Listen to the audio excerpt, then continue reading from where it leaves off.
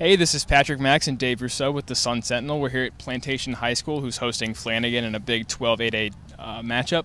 Dave, tell us a little bit about Friday night. Well, the importance of this game is, the winner will likely have control of the district in going forward for hosting the first round playoffs. Plantation currently 5-1, 3-0 in district, while Flanagan 4-1, 2-1. So it kind of emphasizes the importance of that. And the keys to that game, I think, is Plantation has to establish the running game. However, this past week they were able to run it and pass it with quarterback Richard Branch, a sophomore, threw 3 TDs in Everglades against Everglades, a 53-23 victory. But on top of that, running back Jordan Johnson also had 3 TDs, so it proves that Plantation is capable of running the ball.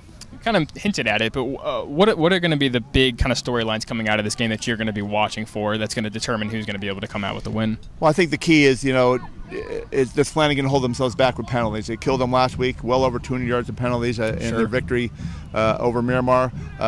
Plantation, again, needs to establish the run game.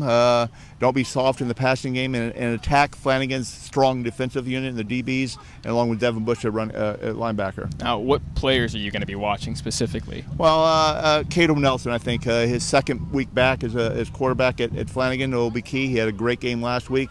I think his importance and how he plays again will be key. And again, the quarterback here, is it going to be Branch at quarterback or normal starter and senior Archie Banton, who's coming back from a hand injury? So we'll see how it goes. Sure. My favorite part, we get the predictions from Dave. Who are you picking for this game on Friday night? I think ultimately Flanagan's defense will be too much for Plantation, especially in the trenches. I think Flanagan will probably win this game somewhere around 27-17, and will then take control of the district going into the final weeks of the year. Dave, what about Palm Beach County? Well, Dwyer and Wellington, a great game. Wellington's able to pass the ball.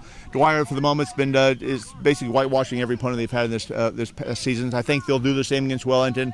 Too much defense and too much offense from Dwyer. I think they'll win this one somewhere in the vicinity of 31-14.